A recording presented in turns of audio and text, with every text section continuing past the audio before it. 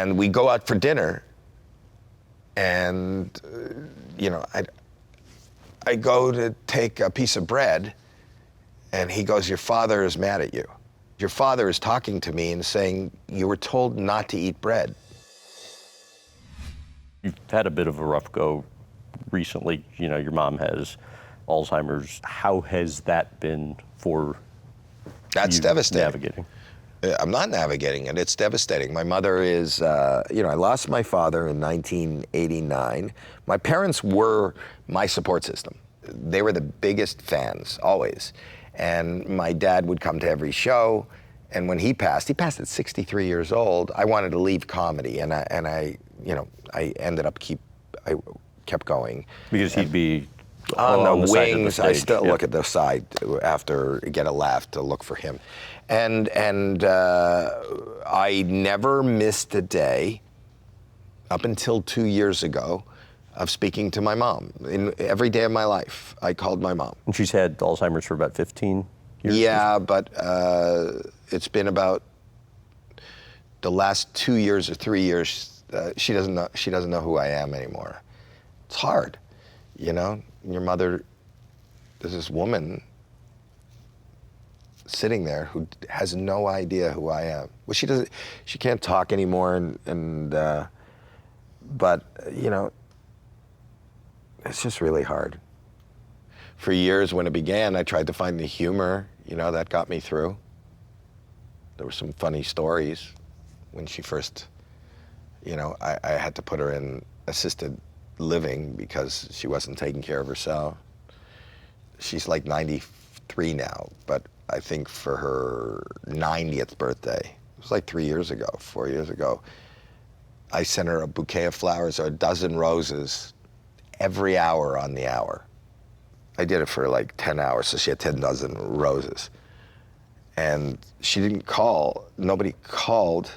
Like, she could still call me. She could press a button and it dials. I think, I'm sending her these flowers and she's not even acknowledging me.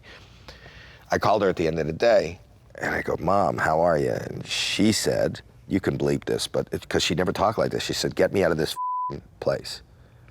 And I go, wait, why you, what's wrong? She goes, "The gardener seems to be storing all his flowers in my apartment."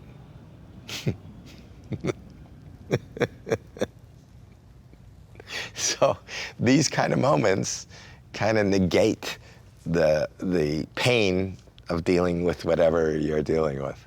You had said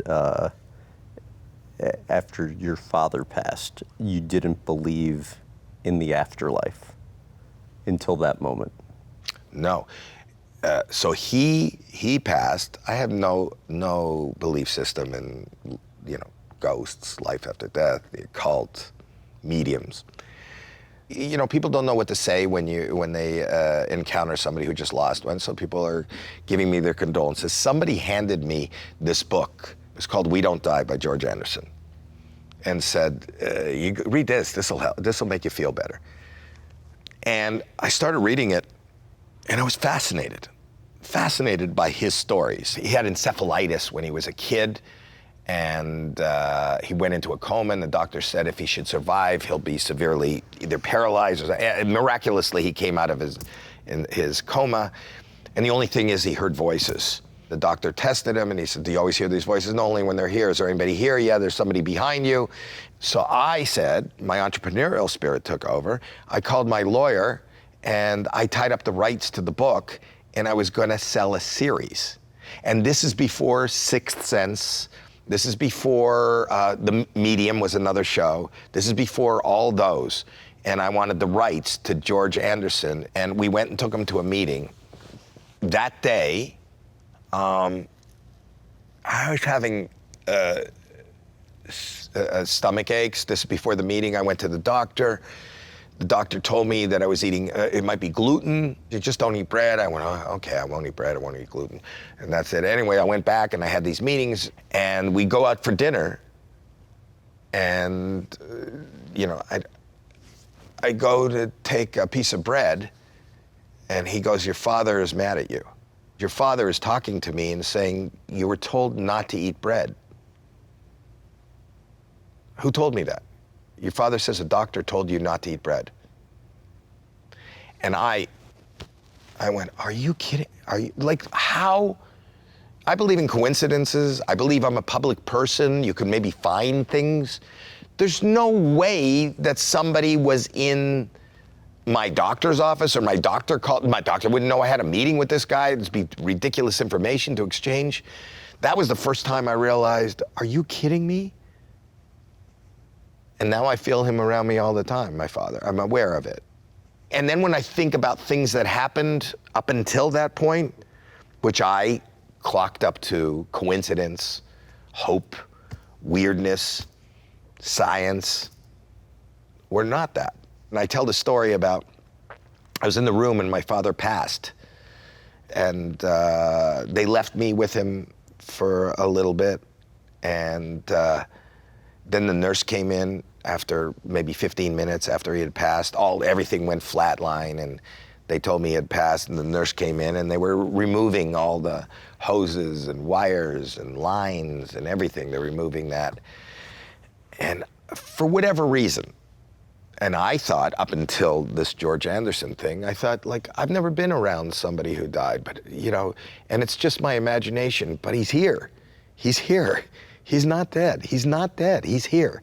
And the nurse went, no, he's gone. He's gone, honey. You just, don't worry. No, I go, he's here.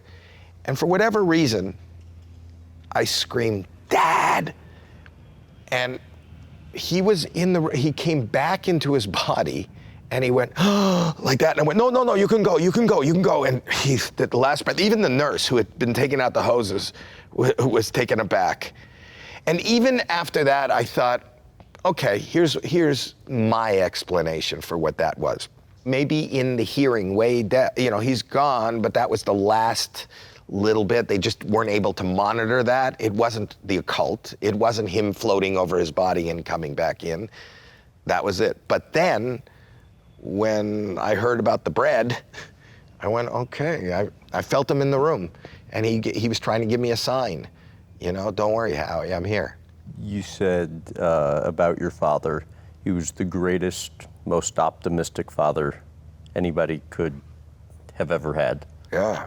Why do you think you got your entrepreneurial spirit from him? Because he was always trying things. See, I remember we would be in the living room packing envelopes, because he started this company called Zip Grip. And Zip Grip was a clothesline where you didn't have to use clothespins. And then he had invested in a company that had soft water.